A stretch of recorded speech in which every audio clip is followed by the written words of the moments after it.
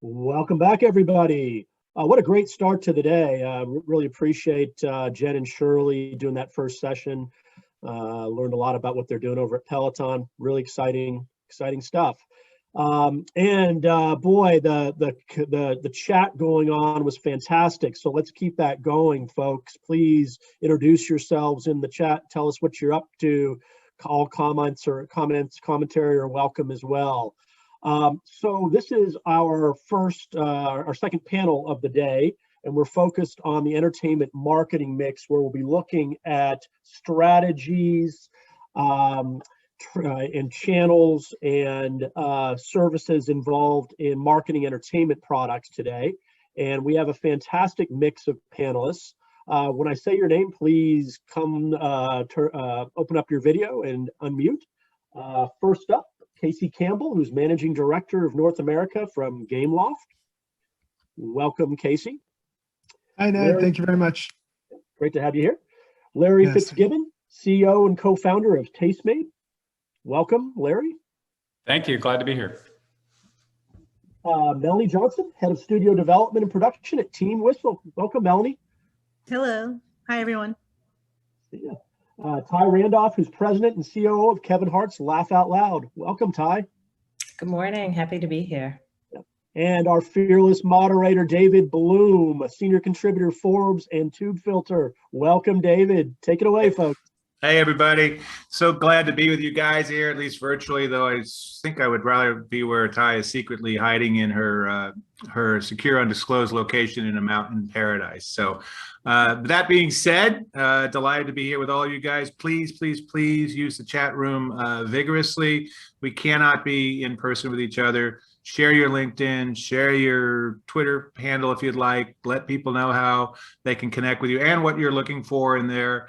Please use the question and answer area to ask questions of this esteemed panel of really smart people for whom I am merely the chauffeur to wisdom. And we'll go from there. So let's start out. Real quickly, want each of the folks just to tell a little bit more about the space they're in and what's going on there and their view from it. Let's start with the game guy, Casey. Since Gameloft is a slightly different thing than everything else here, but still in entertainment in a very big way. So tell us a little bit about Gameloft and what you do there. Sure. Thank you, David. So Gameloft is a global games publisher, now traditionally mobile games, but we're also branching out into PC and console games. But Gameloft's very established. We've been around for about 20 years, so we've seen a lot of things. I'm the managing director for North America, so the projects that I'm working on are rolling out a cloud gaming service, and also working with brands for gamification purposes. So that means partnering to help them reach a gaming audience, and then also to create gamified content for those brands. Great. Melanie, I always have a hard time keeping track of all the many things that Team Whistle is, that seems to be adding teammates all the time. So tell us a little bit about the whistling going on over there at Team Whistle and what you guys are doing, particularly in the marketing space. Yeah, so Team Whistle is comprised of 4 entities: Whistle Sports, Tiny Horse, Newform, and Vertical Networks. We are a globally distributed media company that sits at the intersection of sports and entertainment, generating over 4 billion cross-platform video views, I believe. Last that we heard from our analytics team, and that's per each month. We tell incredible stories featuring amazing personalities and produce the highest quality of original series and films for streamers, networks, studios, cable, and our internal network ourselves, because we have a Whistle TV as well as our own O&O platforms. Great. Larry, thanks for stepping in. You are co-founder and head of Tastemade, which is all about food, and no one bothers to eat anymore because it's not like it's complicated to go to a restaurant or anything. So tell us about Tastemade and what's going on over there. Yeah, thanks for having us. So we're a global food, travel, and home design network for digital platforms. So what that means is we mostly reach our audience on the world's biggest social platforms. And we do that in a pretty big way around the globe. So about 300 million people watch Tastemade each month. And about 2 years ago, we started to complement that with streaming television as well. And so we've launched a streaming television network That's available on many platforms here in the US and many around the world. And so we really think of ourselves as a modern media business, right? The world of traditional is changing and new platforms are emerging for new types of networks. And that's exactly what we are. We're a network made for this new modern world that lives across mobile and social, but also extends to digital televisions. All right, finally, Ty, you work for Kevin Hart, the hardest working man in show business, which means you are the second hardest working human in show business because he won't let you outwork him. But I'm sure you're right there. Tell us a little bit about LOL in general and where you guys are and what you guys are doing. Sure. So LOL was founded about 3 years ago. We are a multi-platform comedic entertainment company, which really was Kevin's vision for the future of comedy. The company consists of 4 different divisions: LOL Studios, which develops develops and produces original content for LOL Network, but for third-party streamers, cable nets, etc. We have LOL Audio, which is just what it sounds: podcasts, records, audiobooks. The third division is LOL X, our experiential division. And then finally, LOL Network, where right now we're very focused on the distribution of our FAST channel and apps across multiple AVOD platforms. I also serve as COO for Kevin Hart's production company, Heartbeat Productions, which develops film and TV entertainment, developed and produces TV entertainment IP, and recently announced a big deal with Netflix. So I think that you guys all have your hands in a lot of stuff. I think that what we see with media companies these days, whether they're in games, Gameloft, or they're in more what we would call traditional video, it seems like just a starting place these days. From a marketing standpoint, you guys have to make a pitch to the companies that you all do business with of, hey, we can reach a lot of people in a lot of places, right? So I guess the first thing to talk about is sort of what the state of the art is, what's really working these days. In the pandemic, we know that games went nuts. We know that online video watching went nuts, particularly though not so much mobile, but on a big screen, right? So what's working now? How have you had to evolve in the nearly year that we've been in lockdown? And where do you see things going? Let's start with Melanie. Well, I think for us, I mean, everybody stayed home, like you said, for the past 11 months with the pandemic. And how we evolved our marketing approach to that is that given the absence of live sports and productions and events halting around the globe, we focused on ways to better produce and pivot in a safe manner while continuing to deliver content our audience wanted to see. So at the beginning of March, when most of the country was shut down, we focused on user-generated content and have since been able to adjust production capabilities to shoot content in COVID-safe ways. As we also on our studio side was utilizing that time to develop a lot of really awesome content that hopefully you guys will be seeing in the next year. And so as we package those diligently. And that also allowed us to really highlight to bank content and really rely on our analytics to identify opportunities to be as nimble as possible as we change in this new kind of world that we live in now with the pandemic. Well, give us an example of something that you guys changed. So the kinds of shows you were doing obviously had to change, but like, it's interesting you're able to bank stuff, because one of the challenges that the Peacocks and HBO Maxes of the world found was that they couldn't do their high-end production. You guys probably have a slightly lower budget than the typical HBO show, give or take a couple bucks an hour. What changed, and like what kinds of shows, what stuff? And I'd like to hear from everybody else about that in particular. So real quickly, Melanie, what did you specifically adapt for now? So 2 examples, quick examples, would be on our O&O. We have ongoing programming that we do there, which is My Hustle and No Seasons Off. And we were able to still do that in a COVID-friendly world, to still continuously produce that content for our O&O channels. And then with Snapchat, which is one of our biggest partnerships as well, we continued our scripted series there, which is premiering this coming week on Valentine's Day, called Two Sides, which is our 2nd season. And we were able to work with Snapchat and their team, as well as our production teams, to make that as COVID friendly as possible, but still be able to shoot that, and also bank marketing materials that we would be able to roll out once we premiere that out as well. Great. Snapchat has taken off in the last three months. I think they had some pretty good numbers. Their last quarterly, not the current one yet, but they're just down the street from me here in Santa Monica. So I sort of pay attention slightly more. But they saw their numbers go through the roof. I'm just curious, anybody else wants to speak to the Snapchat opportunity in particular? It's interesting that people are doing programming that's ongoing and finding audiences. Larry, I think you guys had a big presence there, and Ty, what are you guys doing? I got to think the game guys got to be in there at some ways too, but let's start with Larry. So yeah, it's been a great platform, and I think that has been one of the trends this year is both Snap and Pinterest, right? I think of getting more love. Yeah, no one saw that coming though, right? I mean, it's like Pinterest. I did. Okay, well, that's why you're a CEO and I'm an ink-stained wretch. That's right. Okay, just to clarify, this is we've why been our pretty roles in life heavily are what they are. invested on Pinterest. Obviously, it's a great matchup for our categories. Right. Travel, food, home and design. These are massive categories on that platform. So, and it's an aspirational platform. So it's like, I want to go to this place, I want to make this meal, et cetera, right? It's all that really stuff.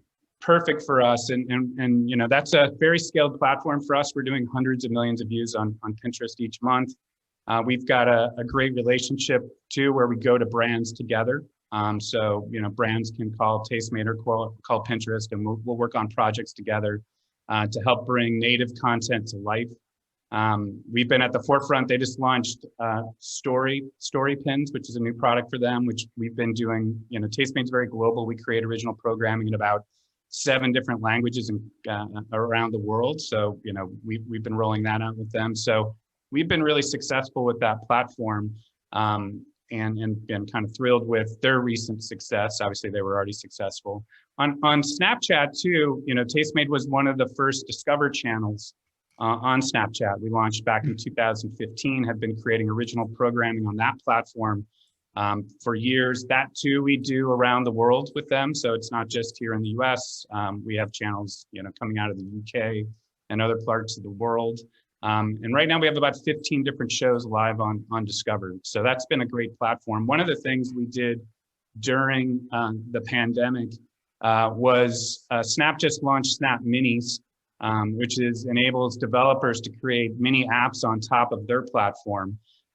That's something we worked on as part of the Snap Yellow program. And so Tastemade has a mini that it's developed that will be coming out. It's already been announced, but will be coming out in the next couple of weeks that we're really let's grab that real quickly. So a content company making a mini app that is just your content, or does it like recipes, or what does it do? Yeah, it has some great interactivity that you can do some, obviously part of what people on Snapchat love about our content is recipes. And one of the amazing parts of that platform is your connection with your friends. And so what our mini app does is bring those two things together, allows people to kind of play with our content on the platform and then engage their friend to create with them. And so we think it's going to be a really, you know, cool way to engage more people within our content. And we think it's, you know, we know that audience really loves Tastemade since we've been there for so long and just have built a really strong connection. And how are you making money off of that with brands? I mean, is this going to be like sponsored content, branded content that runs in there, or is it going to be 3-second ads from Reddit or something, or 5-second ads? Yeah, it'll be the way it works on Snapchat. Their platform's a little bit different than others. Within Discover, you know, we as programmers, modern day mobile programmers, create original programming and publish it through their platform. And then we can sell ads or they can sell ads. And so that's how it's monetized. It's not really done with sponsored content, but sponsors can come in and do what's called like a takeover, which kind of allows you to align the programming thematically with the ads. Yeah, but so no, that's going to happen in the mini also, though, what you're saying. Yeah, right? It's original content within the mini. There won't be any brands in there. This is really to engage the user and really grow our audience there. Right. Now, Ty, we're LOL's in a lot of different places. are you tapping in? I don't necessarily think of stand-up comedians as being aspirational in anything other than making it through the night. But in terms of what LOL is doing, are you all tapping Snap, tapping Pinterest? Is Pinterest something that works for you guys? Pinterest hasn't been on our radar in that way, just because of the nature of the content that we do. But when you talk about aspirational content, we actually, you know, as you think about the broader mental health impact that the pandemic has had, we've been really purposeful, particularly in our partnerships, of seeking out folks who are trying to spread, you know, positive messages, but also leverage laughter to alleviate some of the tension and the anxiety that I think everyone's facing. So two such Kevin's been really active though in his own personal stuff too, right? On his YouTube stuff and all. I mean, he's really done a lot with the heartbeat stuff and things like that, right? And that's really just, you know, sort of his DNA, right? He's a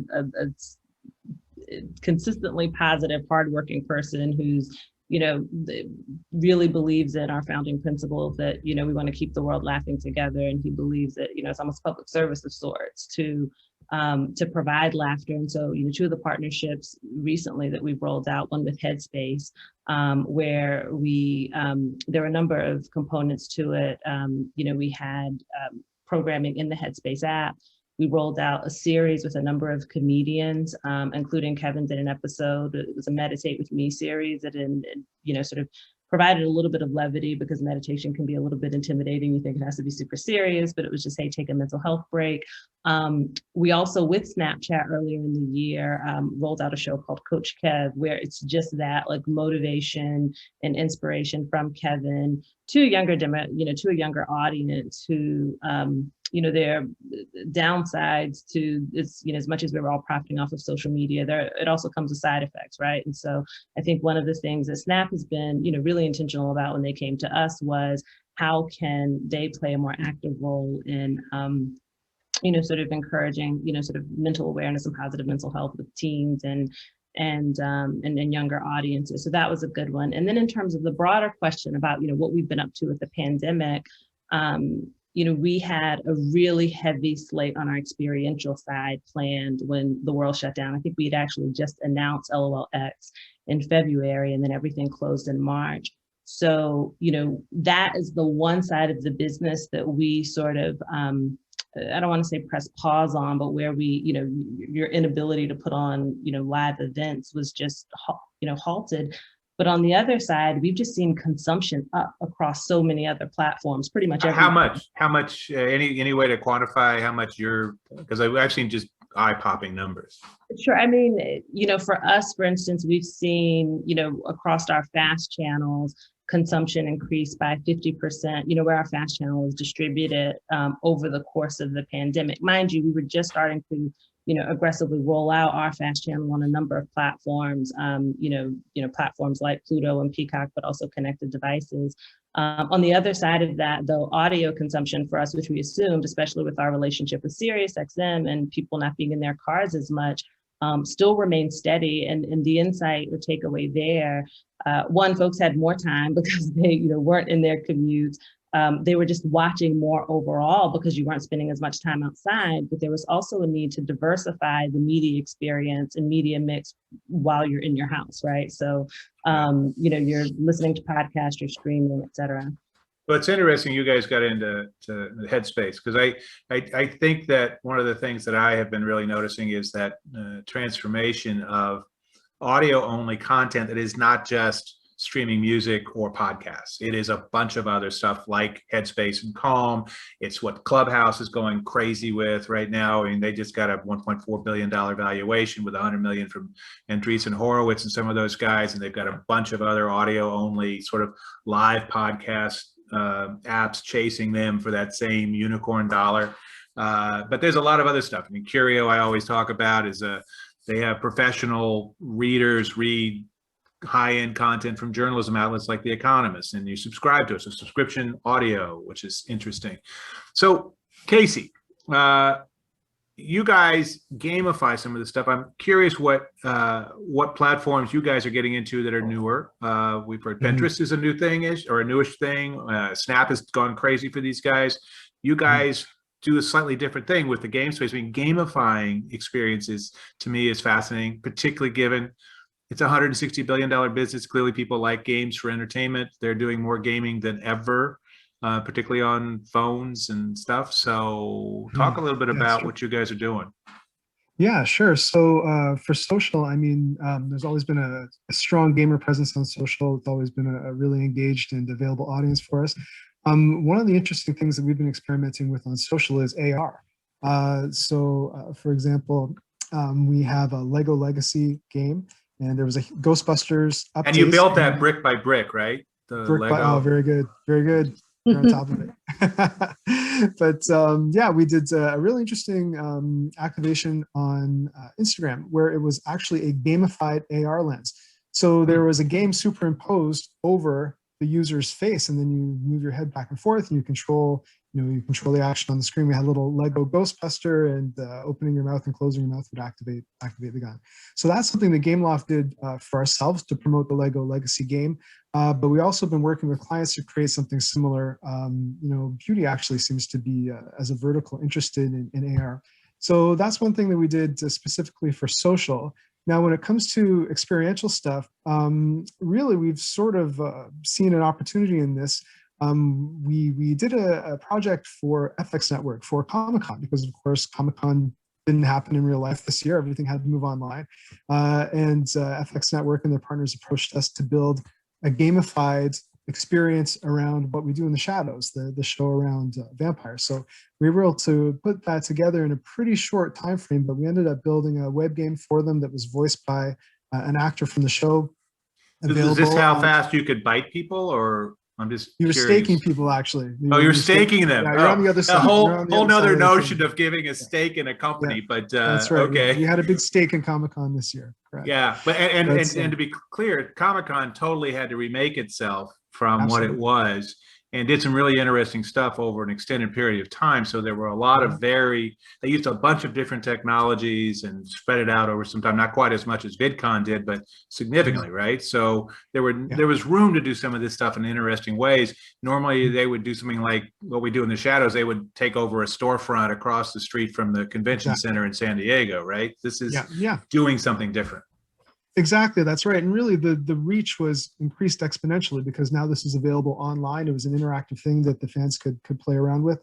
So that was really interesting. And what we found is a lot of events are going online, as we all know, and there's really an opportunity for a company like us to apply what we know about gaming to gamify the events themselves. So gamification is about using the hooks and levers that we use when we create compelling video games to get people to engage and to get people interested in moving towards an objective.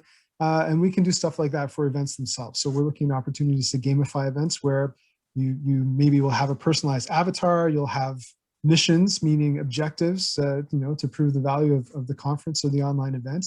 And then a leaderboard where, when you fulfill those objectives, maybe it's asking a certain number of questions to a panel, or maybe it's engaging with a certain number of virtual booths.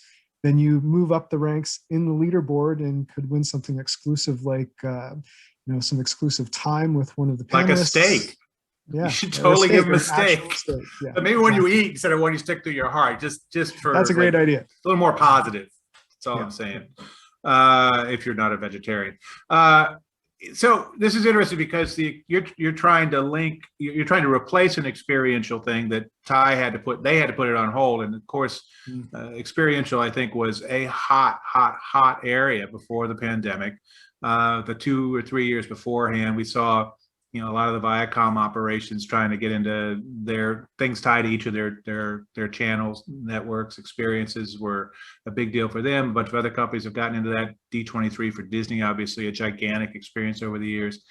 But what you're talking about is creating content that can link that. I'm curious, and Ty, I'd love to have your perspective, and Melanie and Larry, about creating content for the live events that we don't get to have. I look forward to the experiential, gamified digital media world, digital entertainment world conference next year.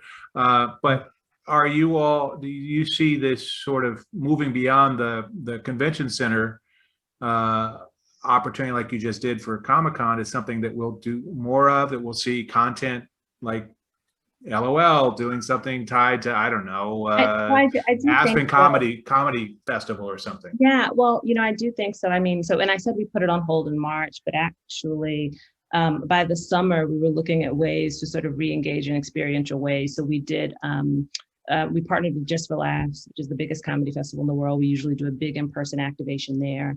We opened up our sound stages. We have a 40,000 square foot sound stage in Canoga Park, did a socially distanced comedy show, but also programmed a virtual room throughout that entire show. Then when we debuted Affion Crockett's stand-up special, we did a drive-in premiere here in Hollywood at the Palladium. And so I think there's a pent-up demand for that we all know for live, like IRL events again. But my prediction is that the future is going to be a hybrid, right? Because while we're all experiencing from Zoom fatigue, I think the one thing that has come out of this is the value in being able to extend to a global audience and creating a behavior that everyone's willing to do now. So it's how many people can you engage in person, and then how rich and interactive could you make the experience for anyone who can't get there?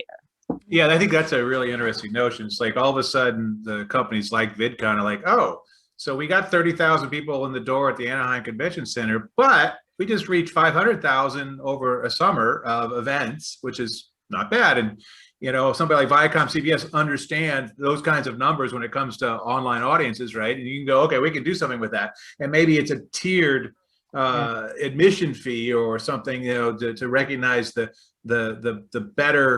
better experience in person when you get to do it, but there's still a way to reach a much broader audience to give them some taste of this. So from Tastemade's standpoint, what's the experiential component or the hybrid opportunity for you guys, and where do you go? Yeah, it's a great question. I think Ty's dead on. I definitely think it will be a mix. We saw obviously the trend during the pandemic is just like tons of interest in our category, the food category, right? Many people were learning to bake for the first time at the beginning of the pandemic. And so we saw Are they still baking? I mean, is yeast they're not still as hard baking to as find? much, actually.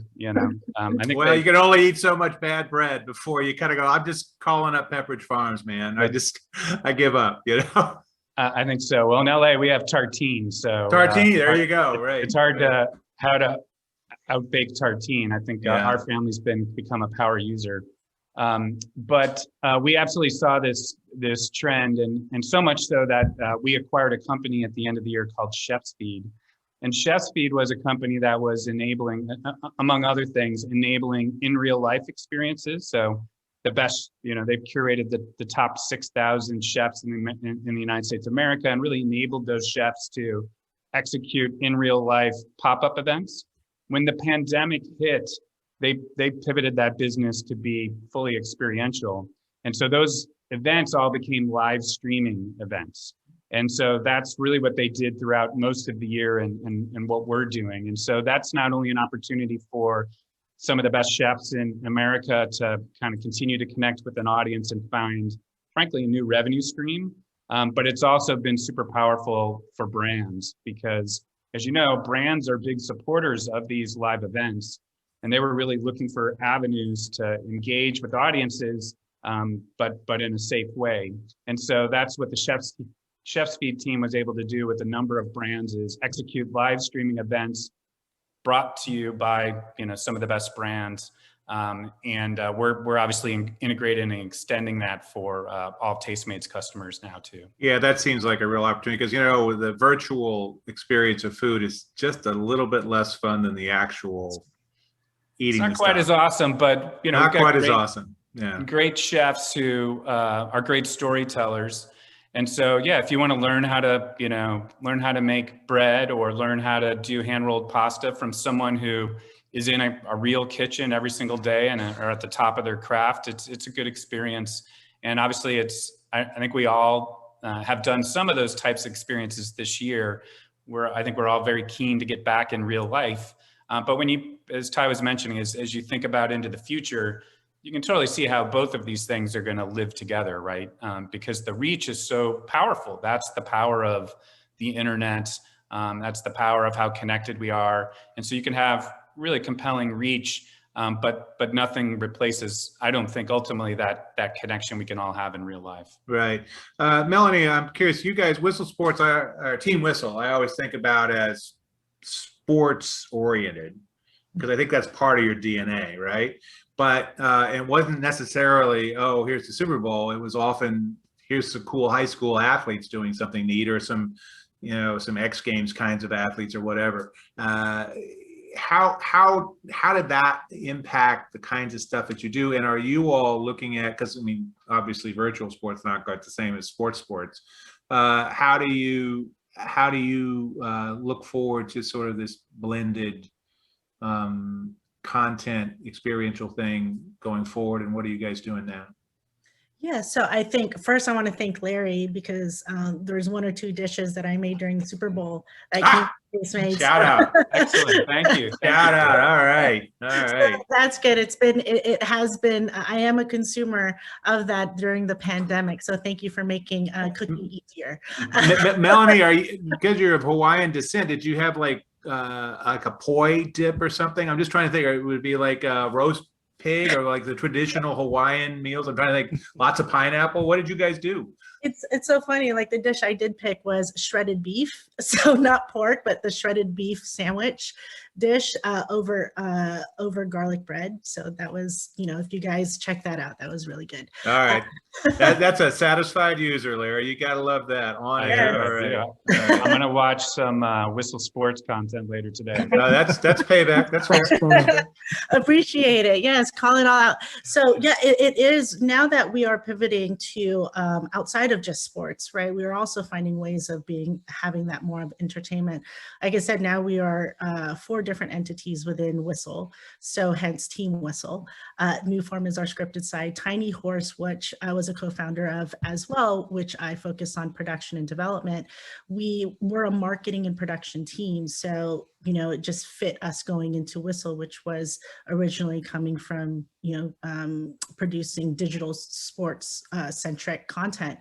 And so with what we're doing currently right now, as I think I said earlier, is because of the absence of live sports, we are working with our partners and our talent partners to create content that will fill that void where there's not so much on live. And my background, even before Tiny Horse, was live events. So I did a lot of streaming for Viacom. So that has now come into the mix, you know, when I did VMAs and movie awards and all of that stuff, now coming into Whistle and saying, there is still this part of that we can bring into the mix that's not just sports centric, but also entertainment centric, where we can work with our talent that we have within our Rolodex and work with our clients and also partners to be able to produce, you know, live concerts and all of these other things now, which I can't say, I wish I could say currently, but there's a lot of conversations that we are having, especially with big partners that we're heading towards, especially in 2021, and being innovative, knowing that we are not going to be physically in these live areas or these arenas, but then how can we bring that content to the consumers? As you were saying, you can fill a 30 or 40 or 60,000 person stadium or arena. Now we can definitely utilize the same content, but reach 500,000, or I'm sorry, 500 million or something like that more. Right, It's actually amplified. Well, millions of people, certainly, like just the Fortnite Travis Scott thing's a fine example. 12 million viewers, which is more than you could put in the LA Coliseum even. So who knew? Real quickly, I'm fascinated to see what's going to happen between the fight between Facebook and Apple. They're going to turn on the changes in the new iOS. You guys all make your living off of advertising in substantial part. I'd love to hear what you all think. Is Facebook standing up for the little guy, or for Mark Zuckerberg's bottom line, or is this going to be a big impact? And how are you dealing with it? Let's start with Casey. Sure. So we're a games publisher, so we're first party. So we really see an opportunity in the value that brands will take in first party data. And we've always been very protective and very, very conscious of COPA and CCPA and these types of things. So, I mean, our stance is data protection is very, very important. We've always been very conscious of this, and we feel that this will be an advantage in working with first-party publishers. I mean, we have a very closed games network. We're very conscious of the ads that we're running in our network. When you look at games in general, you mentioned Travis Scott. I mean, if you're looking for brand safety and if you're looking for that kind of control, that kind of native in-game integration is a really interesting opportunity. The gaming audience itself, we're looking at now, depending on what kind of reports you read, potentially up to 70% or more of Americans playing games at some point in time. Yeah. So when it comes to reaching this audience, there are a number of ways to do it. In-game advertising and in-game integration is one of those ways, and you know, we see this as sort of an opportunity to have that kind of direct data conversation. So because you aren't just rolling through any old third-party ad tech provider selling some inventory, but controlling it and keeping your piece, you become an alternative option to some of that, right? Yeah, So that's right. Your We can differentiator. Exactly. We control exactly what happens within our games. It's the same thing when you're working with first-party publishers. You control where your messaging is. You can control to an extent what audience sees that message. And it's quite brand safe compared to the alternatives. And depending on what your audience is, we're dispelling a lot of myths around who gamers are. The audience has grown exponentially, and it's just a matter of finding the kind of game that appeals to the audience that these brands are looking for, and this is how you can reach them. Great. Ty, what's it mean for you guys? You guys do all kinds of stuff. What's your thoughts, concerns, shifts in strategy? Our biggest shift in strategy for us, I wouldn't call it a shift in strategy. I think our philosophy is that, one, to never be overly dependent on any single platform, because like you're always just expecting evolution. So it's just like, kind of equal with the punches. But our proposition to advertisers is really one of a co-storytelling proposition, right? So, we've never been a speeds and feeds type of like just insert ad here. So, we go for, quality over quantity, and we try to protect the comedic integrity of the content and the entertainment value for the consumer. And then it's always like, then what's the right distribution mechanism for, for that content? So, I mean, yeah, again, all for data protection. We've been very, sort of precious with our consumers, and ultimately we just, our model isn't overly reliant on any single platform right now. Okay, so even though iOS is a big one and will have some impacts, you guys feel like we're not, lots of people bet on Facebook, Zynga famously 10 years ago, and then got smacked back in the early days when Facebook evolved some of its relationships with the gaming companies. Larry, with Tastemade, again, you guys are everywhere, but the Facebooks of the world have been big for you guys. So what does this mean for you guys? Yeah, I think this is where I was kind of, we started this conversation, I was kind of looking around, right? And one theme with some of the stuff here is that our content is fairly specific, right? We're not, large scale homogenized content companies, right? We're kind of. You're not the Daily Mail, is what you're saying, right? That's right. And so the opportunity for brands is to really align with high quality, like, in our case, high quality lifestyle programming that's, from a quality standpoint is as good as anything you see on TV. Certainly our TV is as good as anything you see on TV. But it's, what it is, it's safe, it's high quality, it's, you get what the audience is. And I think that's going to be a big trend for this year is brands putting their dollars in places like that where they know what the content is.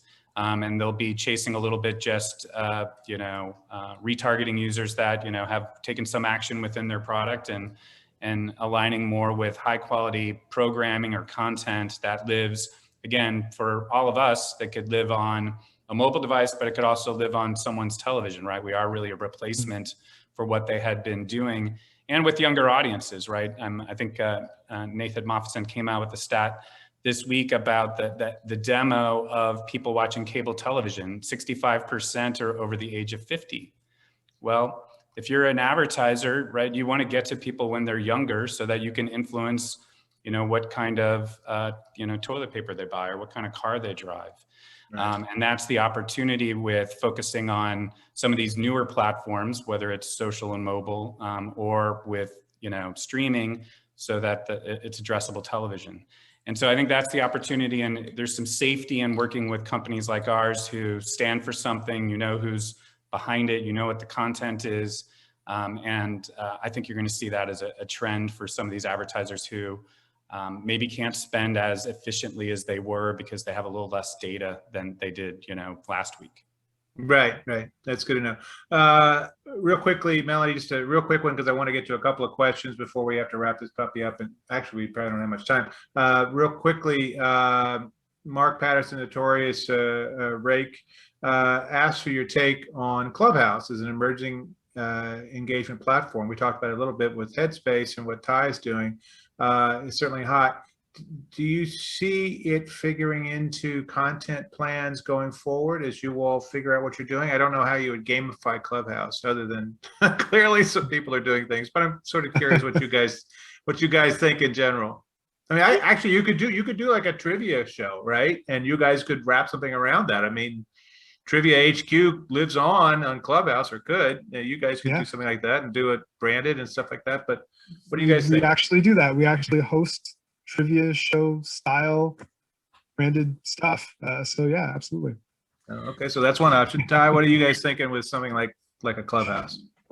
Yeah, we've seen a lot of the comedians who we partner with be really active. So we're actually baking a couple of activations now. I mean, it's interesting because comedians have been a little hesitant because they need that live audience. I was listening to, I can't remember who said the quote, if it was Richard Pryor, who said, like, the audience is my instrument, right? So like you kind of have to, or Chris Rock actually said that recently in an interview, that the audience is his instrument that he has to play. So we've been trying to figure out the right way to provide those sort of communal and feedback opportunities. And to be clear, you said you're baking it, so you're getting some recipes from Tastemade to...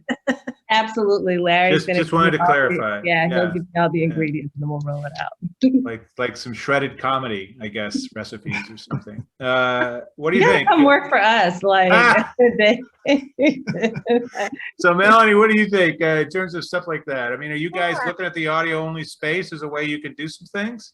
I think, I mean, we're definitely looking into it. I mean, we've had success in pretty much all the platforms. Team Whistle primarily came in as social and continues to have a strong hold on that. So it's really looking at those new innovative apps. I mean, one is coming up every other day, or like new partnerships in that. So of course we're going to be looking at that. I think for us at Team Whistle as a whole, we really look at things and start thinking, what is the difference between marketing and content nowadays, right? We use all platforms. So instead of it thinking as marketing, we think of it as programming. I feel it's all about the convergence, and marketing and content really come together.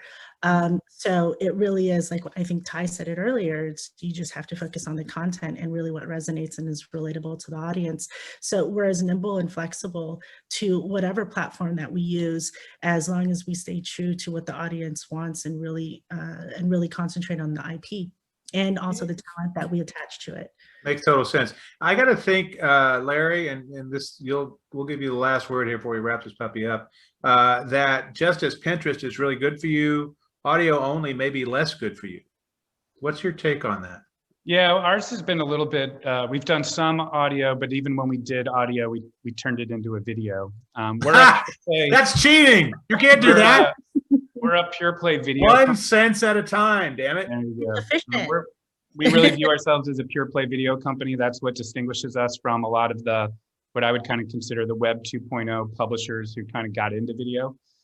Since day one, that's all we've been focused on, and we want to be at the best at that. And so I guess on closing out, the one platform we didn't really talk a lot about, which was huge in the pandemic, was TikTok. And Tastemade is doing a great job on TikTok, and that's obviously a place where brands need to be paying attention to and focus on. I've heard TikTok make it big. I don't know if that's true, but I've heard that, and it's possibly so. Real quickly, how can people find you? Casey? Yeah, find me on LinkedIn, Casey Campbell from Gameloft. Great. Ty, Ty Randolph everywhere. on every platform, On every including that, platform, it's just Ty including Randolph. on that secure, undisclosed location on the mountain in a island paradise. Melanie, where can they find you? LinkedIn, Melanie Capacia Johnson. On socials, it's MC Johnson 224. All right. And Larry, finally, how can they LinkedIn, get yeah, cooking with you? I'll put it in the link and you can find me there, but just Larry Fitzgibbon on LinkedIn. Fantastic. I am on LinkedIn at David L. Bloom, and as you can see, at David Bloom on Twitter. Thank you guys so much for a fantastic panel. I turn it back to the esteemed Ned Sherman to take us on home. Thank you, David Bloom. That was an exciting panel. I really enjoyed it, folks. So thank you, Casey, Larry, Melanie, Ty, David. Folks, stick with us because we're just going to keep cruising along. And in 15 minutes, top of the hour, we'll be back with a panel on influencer marketing. We're going to take a deep dive into what's going on in that space. So see you in 15 minutes, folks. Thanks again. Bye, everybody. Yep. Thank Have you. a good one. Thank you, guys.